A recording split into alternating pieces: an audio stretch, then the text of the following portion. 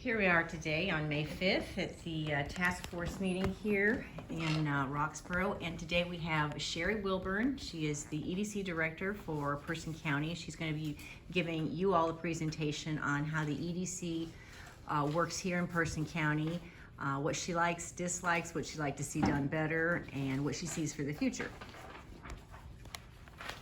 Thank you. Well, I took notes from all the other ones, and I brought a little bit of that with me, made some highlights from what some of the other presenters said. And I mean, I just want to acknowledge that you all have your work cut out for you. You've heard so many different models, and even with that, they've talked about, well, we used to be this way, and now we're this way, and it was, you know, some had went from one to the other and back and forth, and then there's still other models, like the Committee of 100 that has the potential to bring outside money into the county. I think that probably what Commissioner Gentry has shared with you about our history, it may be more in-depth than what I would know, because I didn't go back and research it, but you know, my understanding is that in the 80s, the commissioners established the EDC, and then in the early 90s, PCBIC, Person County Business and Industrial Center, was formed, and they were completely different boards.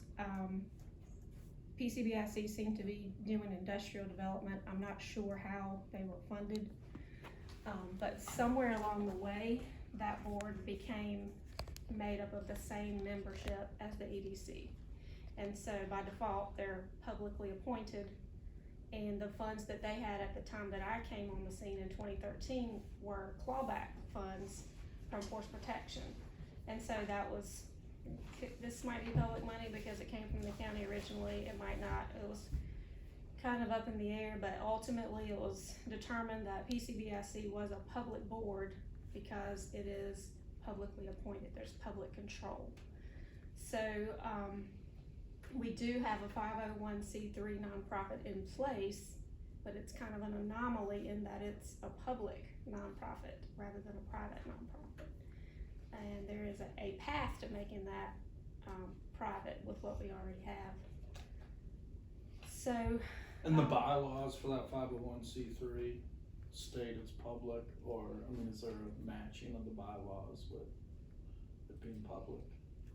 The bylaws, maybe the articles of incorporation, I'm not sure if they were ever changed. Got it.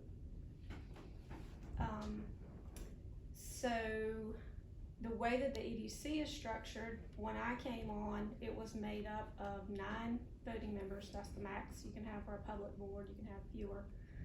And they were stakeholders. So it was the county manager, the city manager, the mayor, the chairman of the board of commissioners, the chairman of the chamber, the chairman of the Uptown Roxborough group, excuse me, the community college president, the workforce dean for the community college, and 1 citizen representative at large. And so that was done in 2012, and there was kind of a redo of the ethics policies and the bylaws and everything at that time. And so we had a number of changes from then to now. Sometime at one point, the board was completely, dissolved and redone, but there were changes all along the way where ex officios were added. So when the board was restructured that one time, I forget what year, I think maybe 2018, it was done for the sake of making it more, have more business input, and they saw the value of having these stakeholders, so they were more or less made ex officios, but 8 business leaders were added to the board at that time, and that's the structure we still have. So our ex officios are made up of the community college president, the county manager who can vote in absence of the chairman, the city manager, farmland representative, which is Claudia Berryhill, and the superintendent of schools. So we meet monthly, both boards, EDC and PCBIC. Our office supports that administratively with 2 staff people, me and 1 administrative support position.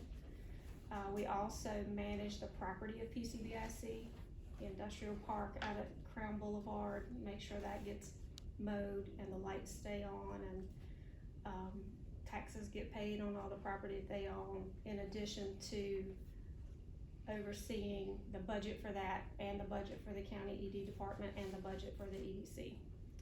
So that is another anomaly between us and most counties that have an EDC, is that our EDC actually has some discretionary funds that they can go out and do projects with. And that started in, let's see, I got my budget here.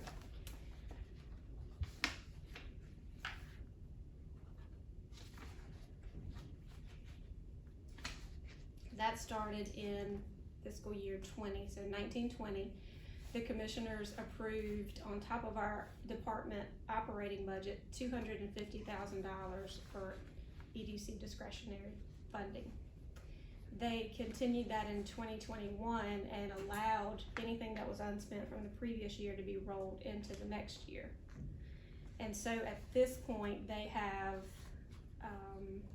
$640,000, and assuming that they continue that trend, allow it to roll over and add another $250,000, they would be up to $890,925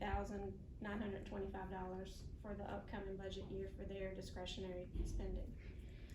There's also an economic catalyst fund that has about $1.4 million in it right now, which they also, could have access to for projects.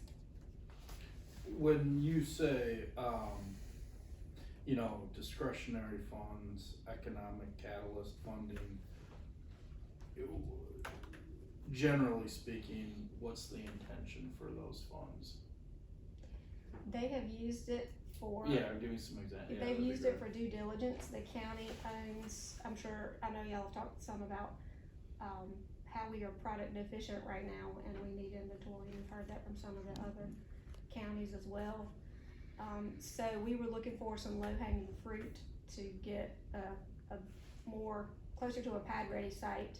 And the county owns 26 acres at North Park Drive, just to the right before you get to Spuntech. And so they use some of these funds to have the phase 1 and the geotech study. So we have that all the way to the point of all the permits, driveway, soil and erosion. There's a creek that you have to cross to access it, so we've got the core permit and everything's ready to go with that. And so they use those funds for that. So you're doing development then?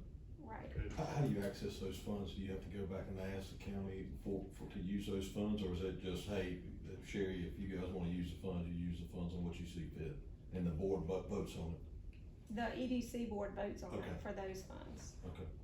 Are those funds only available for publicly owned properties, or can any of those funds be used on private properties? They could use it to acquire private property. That at that point, there would be some controls by the commissioners, for contracts to be signed and things that wouldn't be able to be done without commissioner approval, but they do have flexibility. Could they do due diligence, request on private properties? Is that possible? Yeah, I don't see why not. Okay. And if they built like a shell building, they can use that to fund the interest for a certain amount of time, as long as it's. Yes. Okay. So they did decide to do that. Between discussions with the EDC and the commissioners, they saw the need, have heard enough from enough different people that you don't have product, you don't have projects. And so we went down the road of doing an RFP. And so the way that was stated is that it would be confidential until there was an award. And at this point, it's on pause because of what we got back, being impacted by the raise in construction costs right now. So we'll go back to the drawing board and see if we wanna do some more work on the site to make it more pad ready and do a virtual shell building. If we wanna wait it out and see what's gonna happen with construction costs. But I know you kinda heard something similar from Kevin in Randolph County, that they were about ready to pull the trigger, and their developer actually pulled out for those reasons. Any other questions about that funding?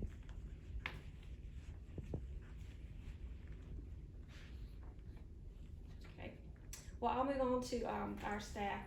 That was one of the things that, it wasn't surprising to me to hear how much staff the other people had, because I obviously know all of those folks.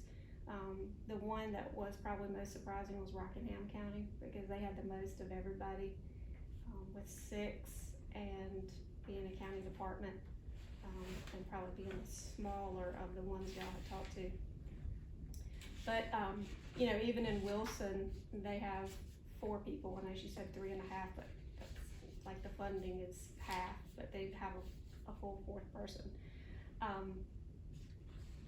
You know, but they have a targeted focus of industrial development and industrial recruitment, whereas we're like the rest of them, and we cover it all. We do BRE, small business, the marketing, recruitment, development. Some of the projects we have going on right now are, of course, the mega site.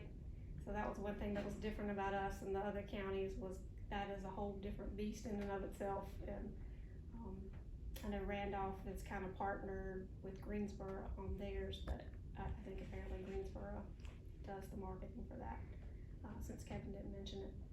But when you're talking about funding, that brings a whole new piece to the table, because that project, I mean, you would need to clear and grade 50 acres for the projects that look at that. So that's not nearly the same thing as we're looking at on that 26 acre, you know, to do a 60,000 square foot shell build.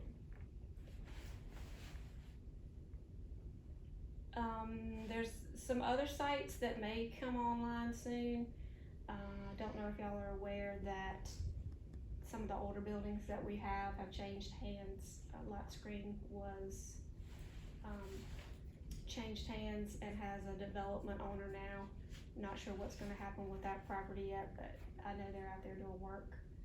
There's another one that I'm hearing, the former Fleetwood building is under contract. And then used to be Crown Crafts outlet on Somerset Church Road. That one is also under contract and going along very well. So that's an encouragement that if we're having looks at that level, you know, people interested in buildings that have been vacant for years are coming here. You know, it's not the same as a Samet coming in on their own and paying $35,000 an acre to do a park. But it does show that there are people looking from outside of the county and seeing this as an investment opportunity.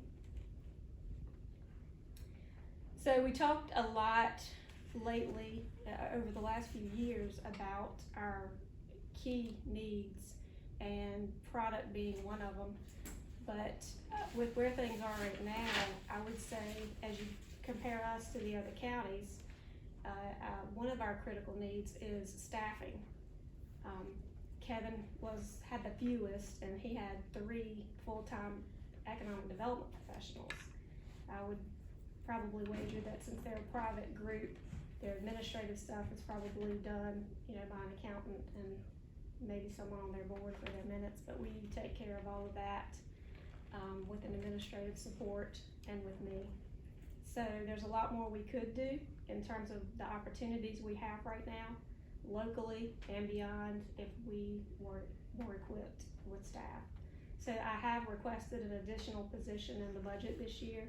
I have not seen the manager's recommended budget, don't know if that will get approved, but I would consider that definitely a critical need. I was encouraged that the commissioners added positions at the request of the home builders and the building inspections. They were very responsive to seeing that, hey, here's what we need. If we don't grow our population, then we're gonna have a hard time filling these jobs that are out there. So that was encouraging, and I'm looking forward to seeing if that carries over to our request. And so, speaking of those jobs, if we did have a product and I could do site visits, the first thing that they're gonna see when they come up 501 is the big banner at GKN that says hiring, you know, and all those signs around town. So that's another reason I think that we're okay maybe to put that building on pause. Our unemployment numbers have gone down to, let's see, they just came out again. So last month they were 5.9, and as of March, which is the most recent reporting we have, it's 4.8. So if you compare that to the state, that's 5.2. And if you compare us to some of those other counties that you all have talked to, ours are lower than Rockingham's and Wilson's, and Randolph and Alamance are at 4.5 while we're at 4.8. So along those lines, you know, pretty comparable with how we're doing. I talked to Keith about, you know, we have on here a banker, a builder, and a broker. And I've talked to all of you over the last year about how busy you all are, so that is also a good sign of, you know, a good strong economy and growth. So what other questions can I answer about how we're structured? And I brought budget from the few previous years to show you how it's grown since from 2018 and what we're projecting for next year, if you have any questions about that. So I'm encouraged that the commissioners have allocated this $250 as discretionary spending. They obviously see it as an investment, which is the way that we would perceive economic development. An investment, and you should expect a return, but the time horizon is not immediate. And that's where we're looking to try to come up with any necessary changes to the organizational structure that will provide for greater sustained funding to support you and any current and future staff. But I'm encouraged that the commissioners have been making that commitment / investment. The budget is to be approved annually, and there are no assurances of funding in there, if I'm correct. That is And true. from what we've heard, some of these other counties, there have been private contributions, in some cases the lion's share of the investment in economic development in a county or a municipality has come from the private sector. And some outside agencies have assisted in sort of garnering pledges from businesses over a multi-year period, which provides for, assuming that those pledges are honored, that provides for you know, really sustained funding and allows the economic development offices to undertake longer term projects, court the kind of businesses that require a longer term courtship. And so do you think, Sherry, that private support is critical to the long term, to meeting the I don't want to say that economic development here hasn't been successful, because it has, but I don't think we've reached our full potential, and I think that's sort of the purpose of our gathering here, not because of your efforts, but because of lack of resources devoted to economic development. So in your opinion, would the introduction of some private funds, granted the private businesses would then have some influence over, you know, our economic development activities and focus, but would that be something that might take our economic development to the next level? Well, when we had a vacancy in this